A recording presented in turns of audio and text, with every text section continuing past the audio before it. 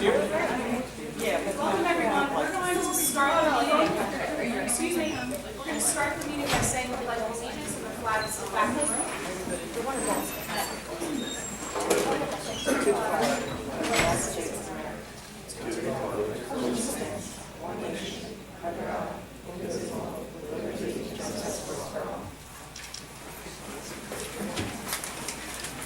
This meeting is being conducted in compliance with the Open Meetings Act. The Verona Board of Education passed a resolution at its meeting held on January 8, 2013. The meeting set forth the schedule of its regular meetings, which resolution was within 7 days of passage. The schedule was sent to the Verona City Group Times, the Star Ledger, the Herald News, the Township of Verona, and Verona Education Association. Postings of this meeting setting forth the time, location, and agenda were posted in each of Verona's 6 schools, the board office, and town hall. This posting was also sent to the above newspapers, all SCA presidents, and SCA liaisons. The Verona Board of Education operates under consent agenda format. Any board member has a right to have an item pulled to be voted upon or discussed separately. Copies of tonight's agenda and resolutions have been made available to the public present.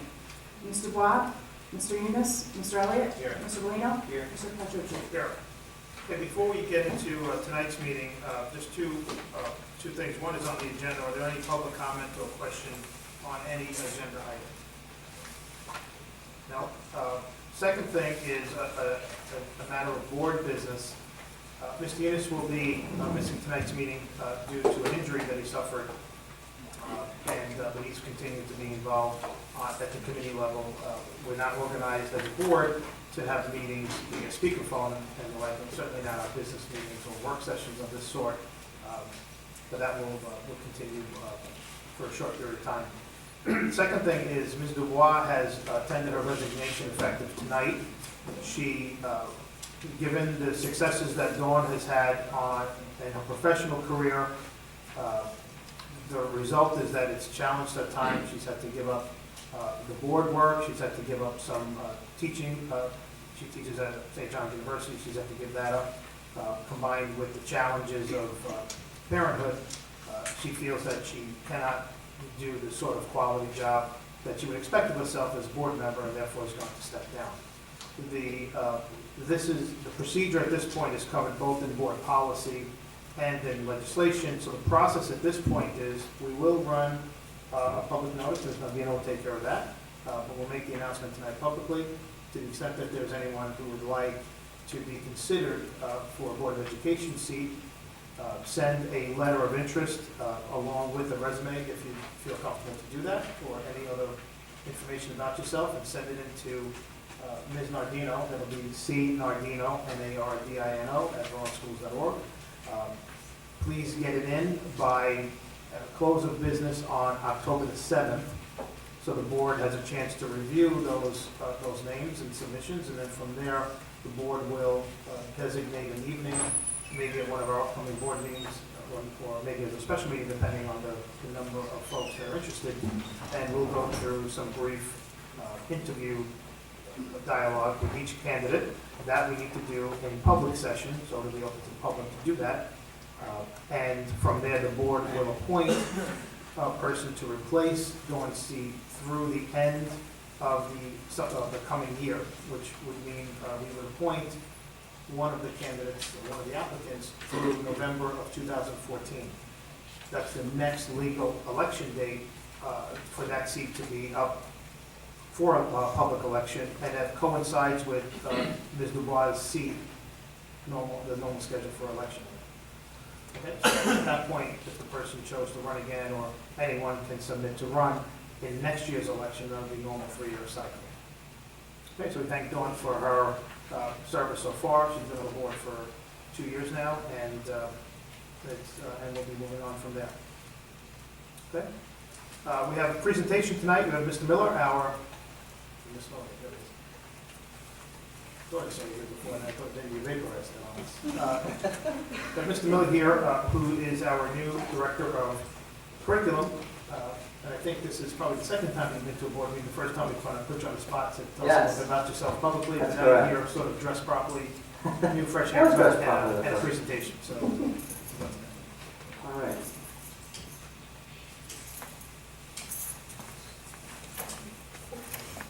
I'd like to say welcome. I like to see all these faces here. It's great. Like we announced before, if you are actually here and you're a student, when we announce your name, come on up, and Mr. Cecil will hand you your certificate.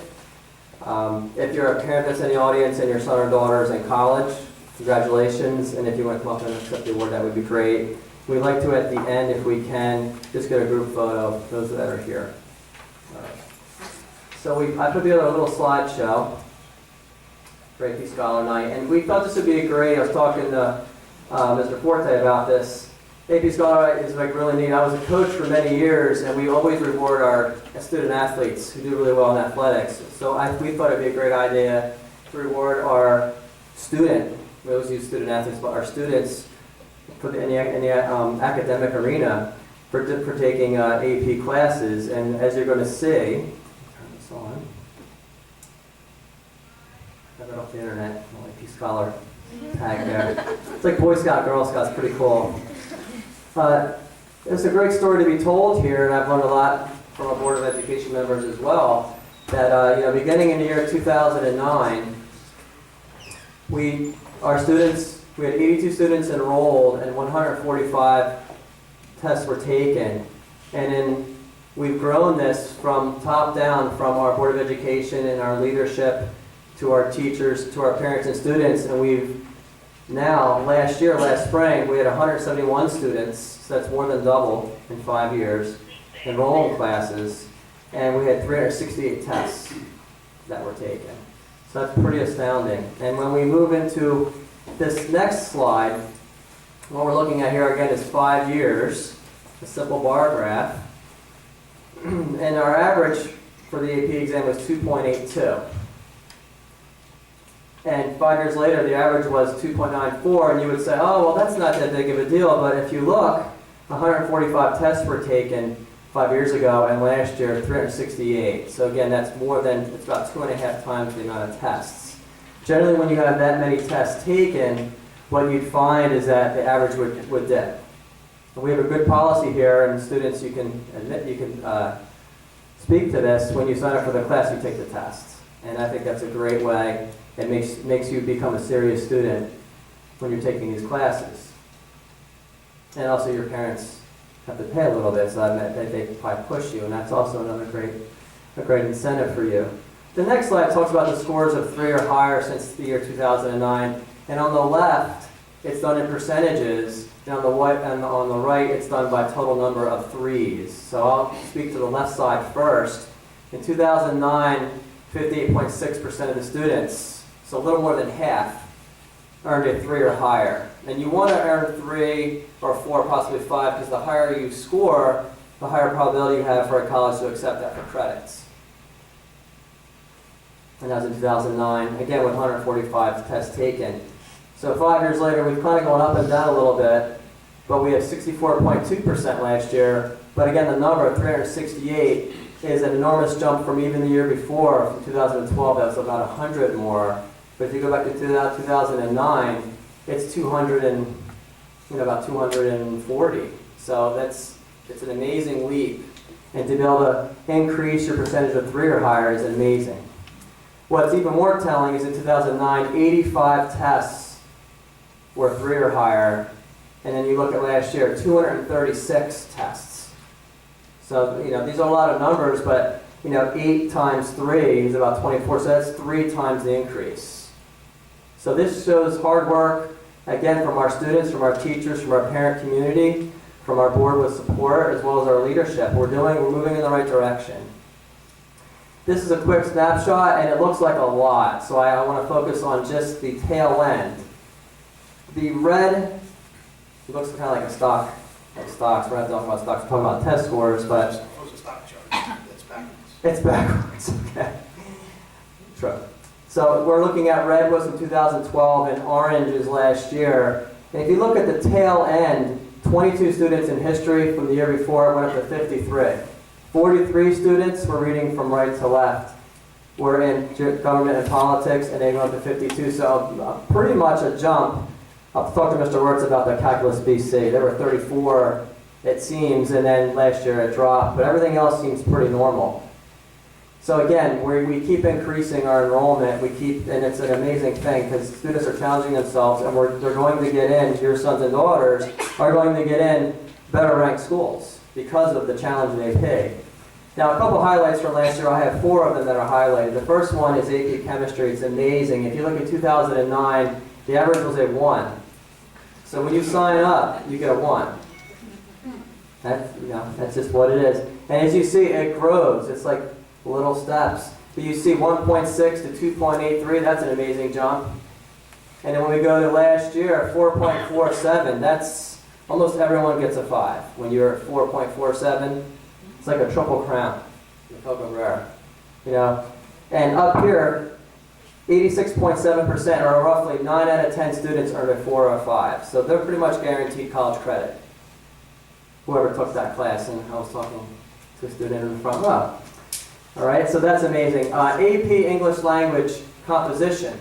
You look at the enrollment since 2009, it was 15, 16, 10, then 36, a big jump, and then 43, even more students. In 2012, the average in the class was 3.53. You'd think, well, if you keep increasing the number of students, the score should go down, the average, but the average actually went up. It was 3.6. Again, great teaching. And I think students, it was probably amazing learning, and this is very challenging. AP English Language is difficult. So I'd like to commend the teacher for that. And you look at English Lit, this is even more impressive. You look at 2012, 17 students, and then last year, 45 students were enrolled in the course. So we jumped from 17 to 45, which is more than doubling, about 2.5. If you look at the average, though, the average was 3.18 for our school, and the state's average was 3.19. So we increased many more students and still held our own with the state average. So that's awesome. When you look at history, another huge jump from 22 students to 53. So if you look from 2009 up to 2012, it's pretty much 17. The average, I'd say, is about 17. But then last year, it goes up to 53 students, and the average for our school was 3.28, and the state's average was 3.35. So to be able to jump 30 students and be able to maintain the average, again, is a testament to the students and teachers and the parent support for making them read till 12 at night. Awesome.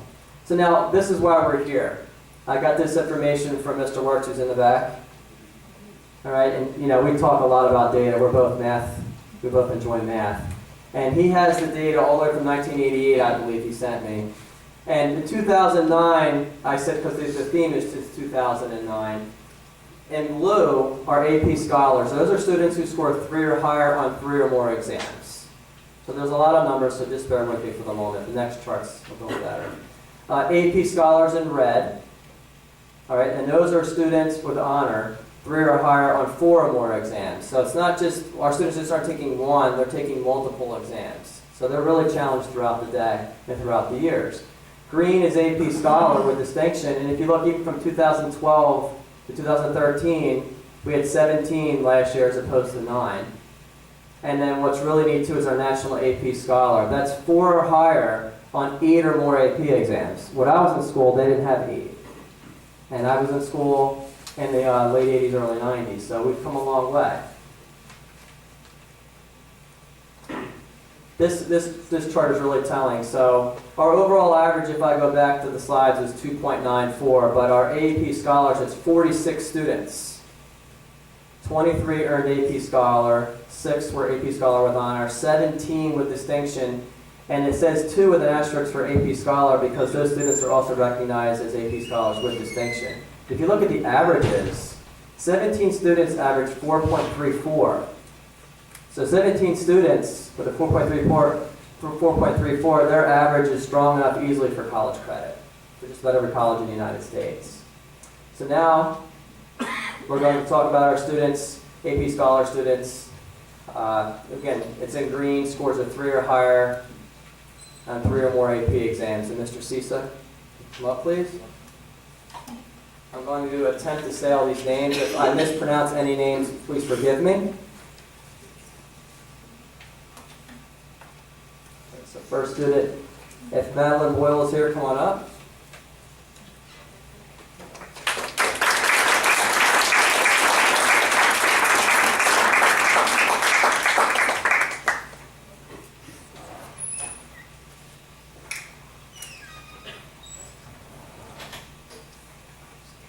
Nicholas Cariani.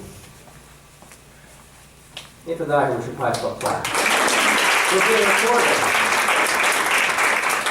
Juliana Conlon.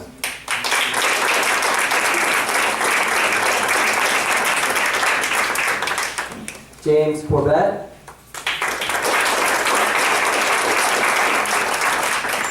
Daniel Denora. Kimberly DeRosa. Gabrielle Discafani. Lara Aramita.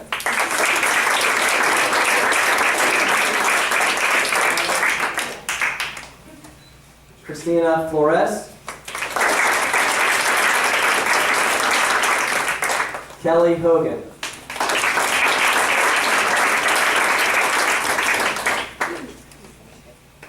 Jillian Lanise. Amanda Langen. Catherine Makowski. Olivia Newkirk. Jasmine Okafor. Courtney Paganelli. Ann Patty. I worked on this with Mr. Sisa. Luke Sniakowski. James Bardell. Jillian Sprong.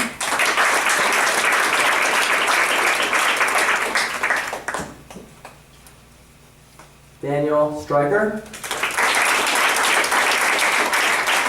Jonathan Tosh.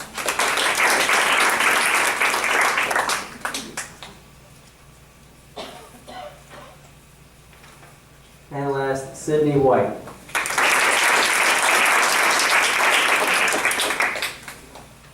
Our next 6 students are AP Scholar with Honor.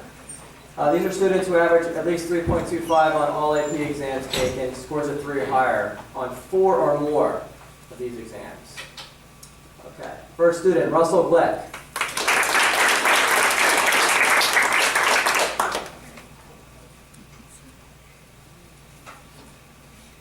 Sophie Hakamazit.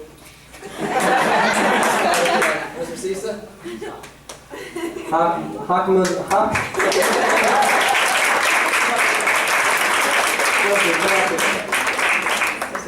Say your name. Sophia Hakimzadeh.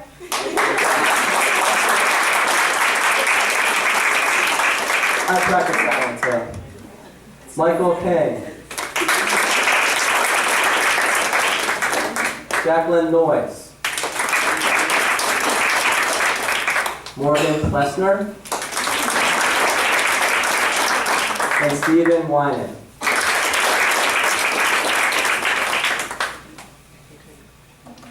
Our third set of students, scholar with distinction, an average of at least 3.5 in all IP exams taken, scores of 3 or higher on 5 or more. So that's 5. We're almost leaving our one hand. We're on our second hand now. So first would be Adara Blaney. Matthew Carroll.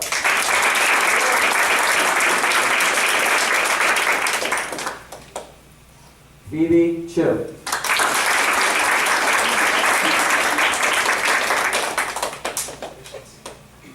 Edward Denton.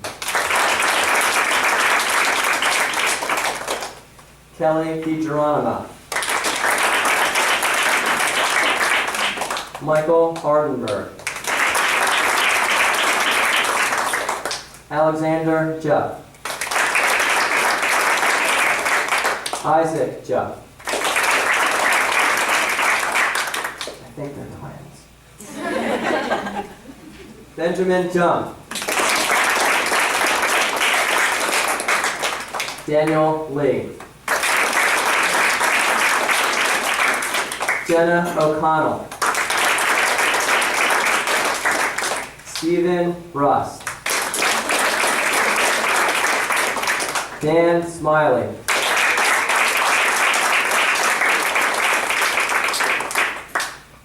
Alexandra Smith.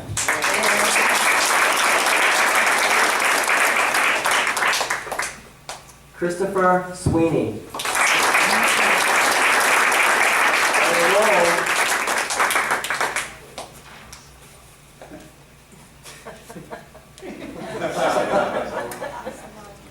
Alexandra Salaji. And finally, Natalie Works.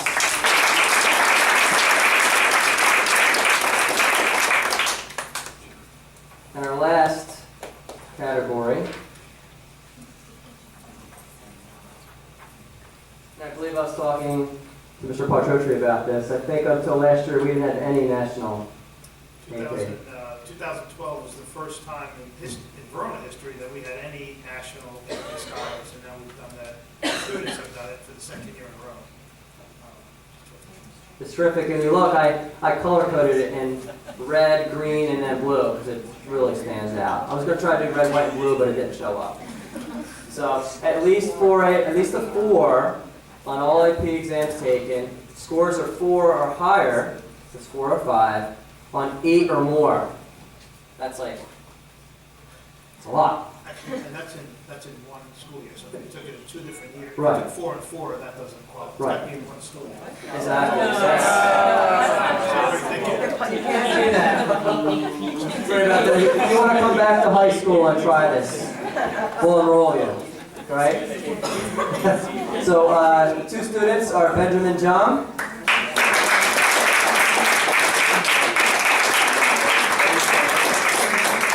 We have to frame that, right? And then Jenna O'Connell.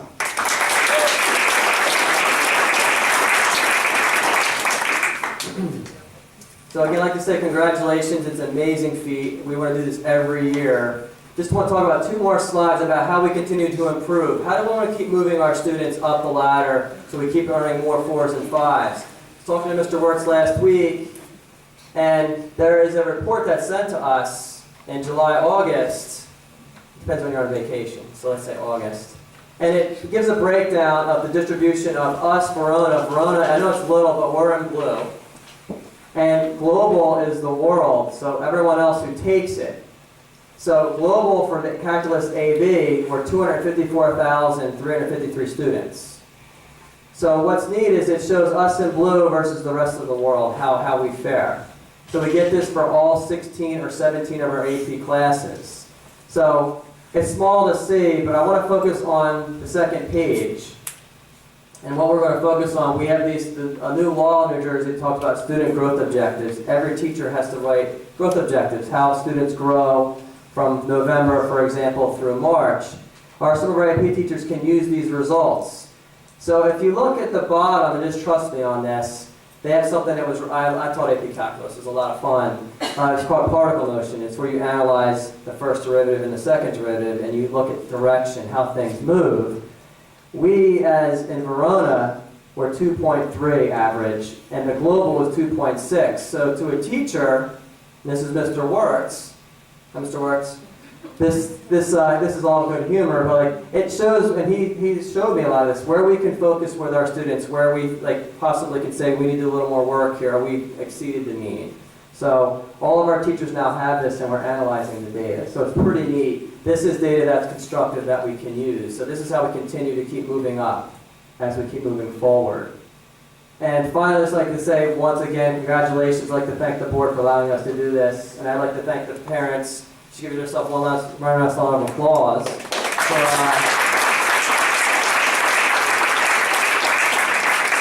And I think what people don't realize is how hard AP classes are. AP classes are, you just don't show up and go, I'm just going to sign up. It's a lot of work, it's a lot of hours for the teachers, the students, as well as parents.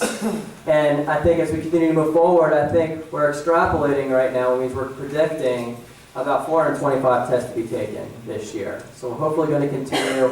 We'd like to break 3.0 for our average. So again, thanks for coming out, and thank you.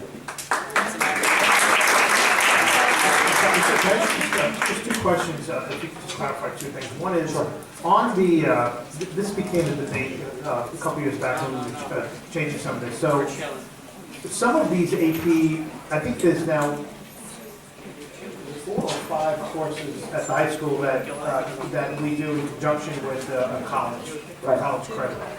There's 5 There's total. 5 now. So, right. How many of them happen to also be AP courses? Well, there's, 2? yes, calculus AB and AP computer science.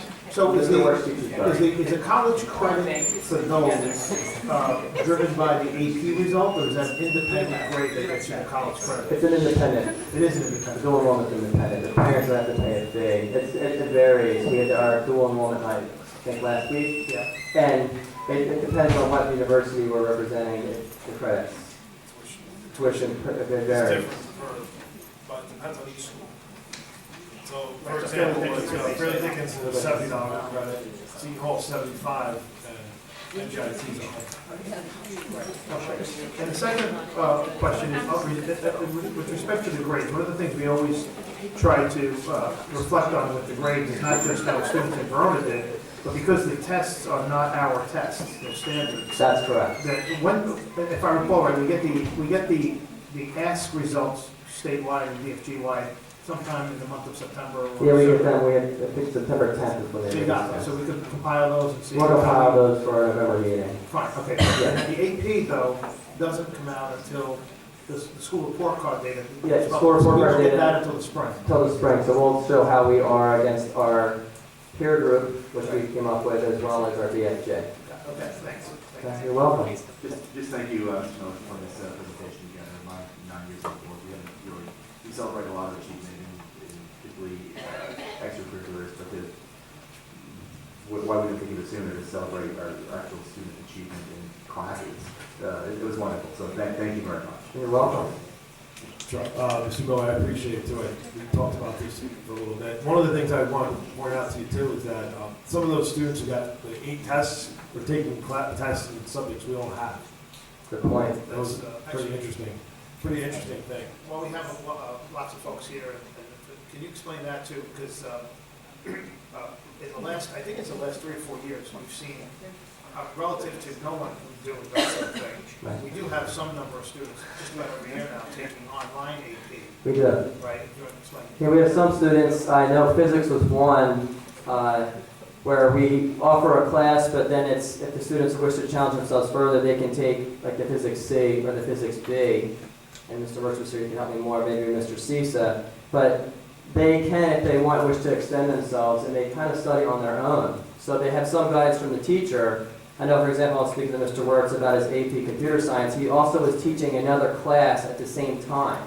So when we get his results, we know how the students do who took AP computer science, but he also has another class within that class. So that's called differentiation. That's really teaching to at least 2 different levels. And again, it's a testament to our teachers. I know I saw Dr. Meyer here too. I wanted to say thank you for her for coming. Did anyone else, Mr. Cisa, come for our teacher staff? Those are the 2. So again, it's the students who say, you know what, I think I can do this, and we're starting to get that mentality here, and we have it. Like, we can do this, and it's just an AP test. It's really, you put a lot of effort in and work, you can do well. And I think students are believing that they can take it here. And as you can see, our numbers keep growing. We have at least 50 more tests that are being taken this year, and we'd like to continue that. I know Mr. Forte, we're looking at AP environmental science, 5 to 14, So I'd like 15. to add that in for next school year. And we've hired a couple new staff members who possibly we may offer AP psychology or as well as sociology as well. So there are students who are interested, and that reaches a broader audience.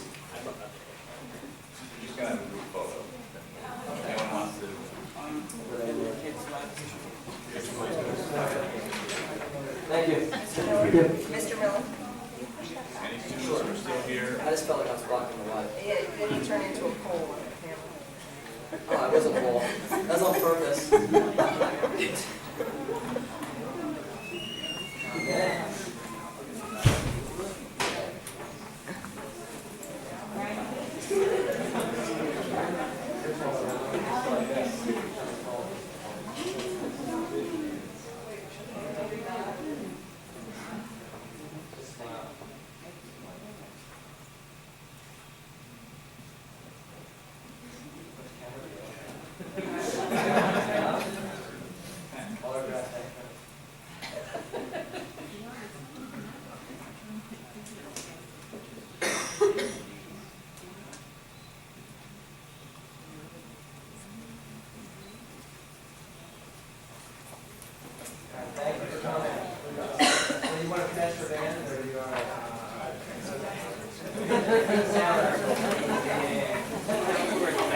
Taper down good.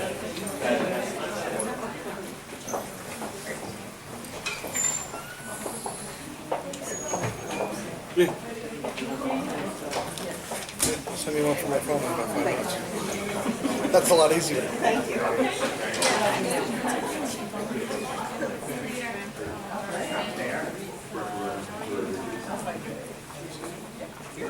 There you go. Oh, great. Great for you. Okay, just getting back to our meeting here, we have two committee reports. The first committee report is Education Committee. Education Committee met yesterday for a short period. We began to cover the 29 education policies that are due for update and presentation to the board. We did not get through all the policies. We got through some main topics. We're meeting again on October the 7th, 8th, one of those 2 days. To convene again. One of the topics that we did get through, though, was a lot of the, many of the policies that we have out of the 29 are not policies that we would otherwise put into our policy book on our own because they're matters of either federal or state law already. But we double checked with attorneys, and it seems that the ones that we are contemplating putting in, we must put in because part of the legislation says that even though the state is mandated or the federal government has mandated a particular provision in law, school districts must have a policy that echo the law, which is sort of we don't do that for most things that are in law. But on these, a couple of these will have those policies. So we just want to go through separating what are the things that best practices in there versus what are the things that the elements of the policies that are matters of law that we're obligated to put in. So that's taking a bit longer than we had planned. Okay, buildings and grounds. Buildings and grounds, to you this evening briefly. We talked about some referendum-related issues, particularly what we would like to see for the public presentation by our architects and engineering firm for later this month. So I think, I'm sorry, but yeah, we're not there yet? No. For later in October, I think it'll be the second meeting, most likely we'll have on that. Right. So at this point, can we say for sure we're not doing it the first meeting in October? Right. It'll be, so we'll announce then that we're confirmed, so the public has enough advance.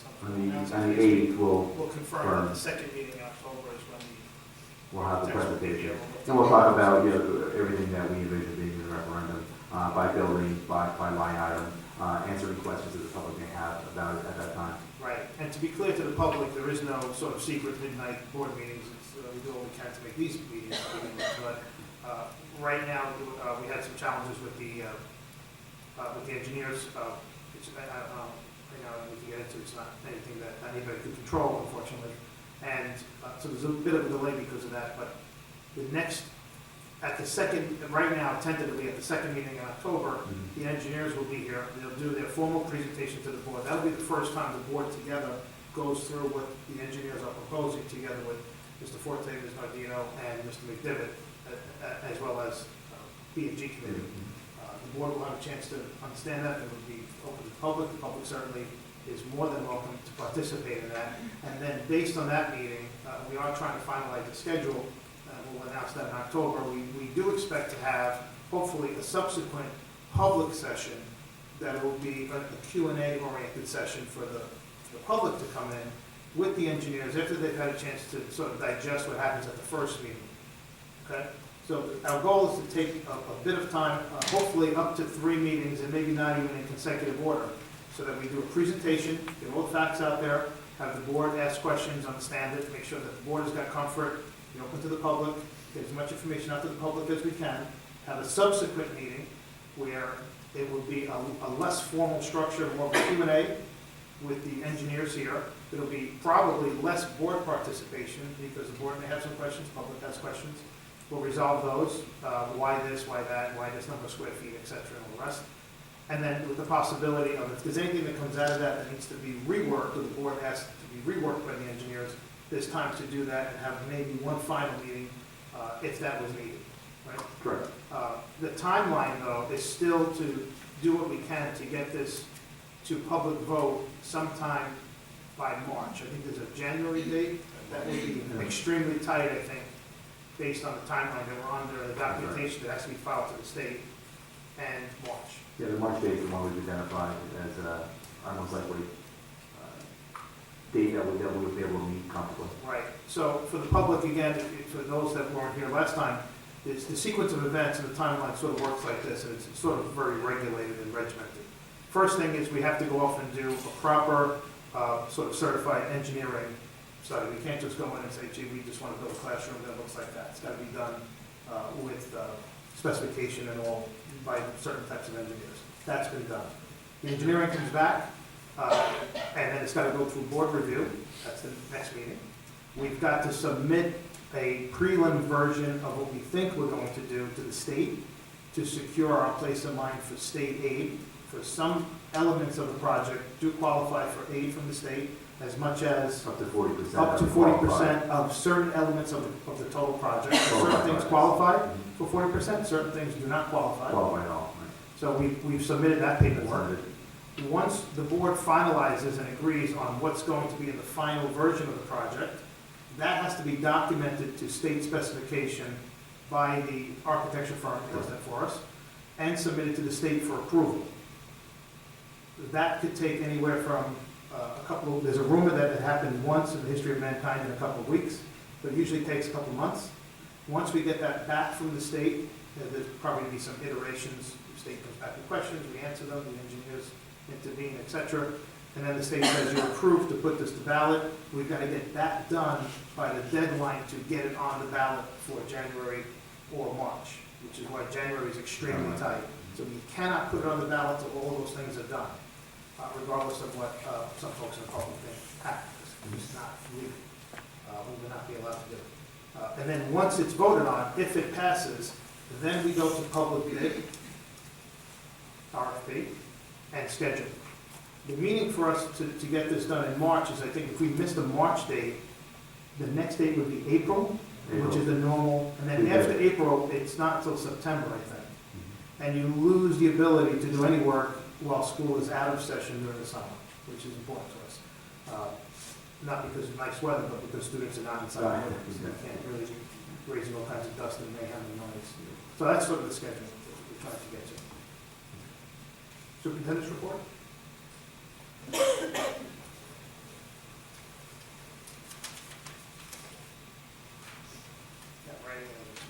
No, sorry, something else.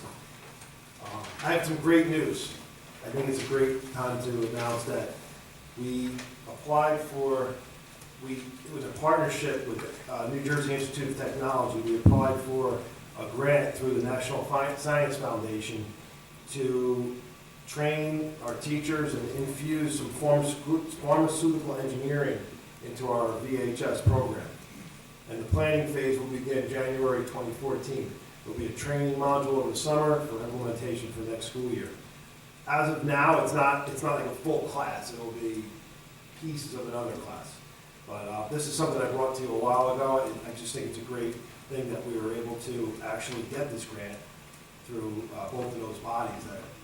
It's just really a positive thing for us to be associated with some of these big organizations, and to have some of it pay off is great. I want to give you a little VC update. VCs are Verona Summer Enrichment Academy. We had 175 students taking courses in VC this summer, including 9 students who took a dual enrollment course from Colwell College. 154 of the students out of the 175 were Verona residents. The rest were from Caldwell, West Orange, Cedar Grove, and Nutley. That program is self-funded. Our AP scores obviously were excellent. Mr. Miller, I thought, did a nice job explaining that, and I think it's a great new thing that we should continue doing, is honoring our students who do well in that. I'm on a tour, basically, of the town, talking about the referendum. So far, the first 2 groups I met with were the 5th Downers and the VHS SCA. I have a tour on schedule to go to each SCA, and also setting up meetings to go to all of our organizations, such as Parents Booster Clubs and the Recreation Department groups, football, soccer, band, everybody, any group I can, I'm gonna come in and speak to them about what's really, what are the real issues we're tackling with this. Two other positive things I wanted to share with you. I spoke to a parent today who said that that her son was going to Rider University and was able to transfer the Seton Hall English class at Rider and did not have to take regular English in his freshman year.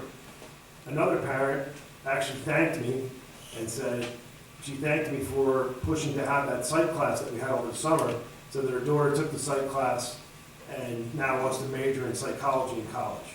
So that was two positive things. She doesn't know where she's going yet, so she doesn't know where the credits will transfer or not.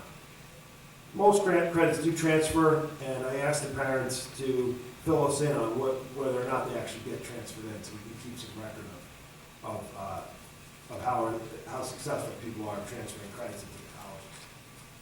That's my report. Any questions? Okay, let's do our resolutions. And we have a addendum resolution, right? We have that. Let's just do them all together. I think so, yeah. So these are staff assignments that need to get done.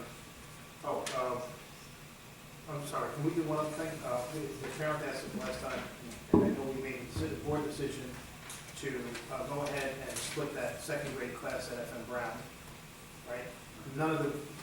We thought that there was a possibility of getting a resolution tonight, but we did not get a final candidate.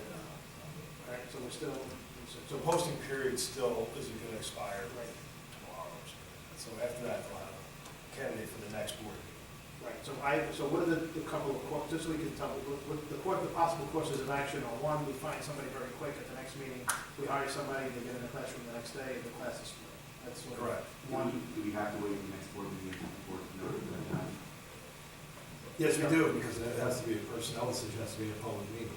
we have to publicly approve it. You could say, go ahead and get a contract in, Yeah, moving but you on. can't, person can't Obviously, officially the start. sooner that we get that done. Well, there is a holdup though, because this happens a lot, is the fingerprinting. Right, now I got it. Well, we could say, go ahead and do all of that, and then we'll approve it the next day the person can start. You Yeah. could- Right, Yeah. Well, here's another good thing, is if the person's a certified sub and is on a sub list somewhere, that person can start the next day as a sub. right. Or they, then, okay. Yeah. You still gotta go to the. Even if it's being printed in other districts? Right. then you So if can- they, say they work right now as a sub in West Caldwell, they're on the sub list, they're fingerprinted, they can start as a sub in our district, and then while we're in the process, they'll be paid as a sub, and then once, that's, the period's over, they'll be ready to go. So that's one scenario. The second scenario is that we don't find a candidate, and then there's a question, we need to resolve the question of, how far do you go into the school year before you split the credit? Is it better to continue with the teachers that we have and the class size that we have, with the aides, until we find the right teacher, or do you split the class with the sub in there temporarily, until you find the right teacher? You've just got to decide. Right, I mean, I had that discussion already. What was it? I imagine we'll see that usually there are a number of strong resumes. Oh, yes. We get 200. Yeah. Good at 1,000, literally 1,000 for a second grade teacher. We're very confident that we'll find a good person who's got the training we want and be ready to go for the 24th, to the, what is it, 22nd? No, I'm sorry, the 8th of October, to be point. Right. The start date is going to depend on other things. Before we move the resolution, are we ready to do that? Yep. I ask that we make a couple corrections, Joe, maybe, on 2.2. The salary, is the salary prorated? Is it a prorated salary? It's because it's 0.6 of FTE. Right. But it's prorated for the term, but I mean, the term of employment should be 11/10/13 to 6/30/14 term. And salary is 55,000, but is it prorated? Is that the salary, or is that a prorated salary? That's the prorated salary. That's You should have the word prorated in there. No, it's, that's that the number. salary. That will be prorated. It should say prorated, all right? It'll be something we actually do. So when someone starts in the middle of the year, we should always have the word prorated in there. that prorate, and also she has, it's a full term. You gotta put down, you know, the beginning and ending term. And I have a question on, well, we can move this, but I just have a question on what we're going with that. Resolved that the board approve resolutions number 1 through 18 and addendum resolution number 1. So, second. Moved by Mr. Elliott, seconded by Mr. Polino. Mr. Polino has a question. Yeah, I do have a question on 2.5. The extended leave request, is it being extended to 9:30? I It don't was know. requested on, This is a request that came in, the person's on leave now. So, The request is being granted after the fact that the person is actually on leave. There's a medical condition that, the person is currently on leave and they're looking to extend it to 9:30. 9:30, correct? Now, I thought that we had provision in the contract that when we do that sort of extension, it's going to coincide with the beginning of the semester. This is a special case that needs to be handled this but way. it's not a classroom teacher either. It's not a It's classroom child's teacher, it's a studies team member. And those people, we've allowed them to come back at any point in the year. Because they're fully covered. Right. The other thing that I might ask is that in the future, whenever we do a leave of absence, that we say that it's with or without pay. This is, I'm assuming, the without pay. It's without- This is without, It's a legal. That we just note that in the future, if it is with or without pay. So, All right, let's go vote. Mr. Elliott? Aye. Mr. Polino? Yes. Mr. Quattletti? Aye. Okay, we can open our meeting up to public comment or questions. Anybody has? None? All right, well, we'll end our meeting tonight. Our next meeting is Tuesday night, October the 8th. We have a confidential session at 7 p.m., public meeting at 8. And again, we expect at that meeting to have a schedule on presentation content for the referendum project. Thank you.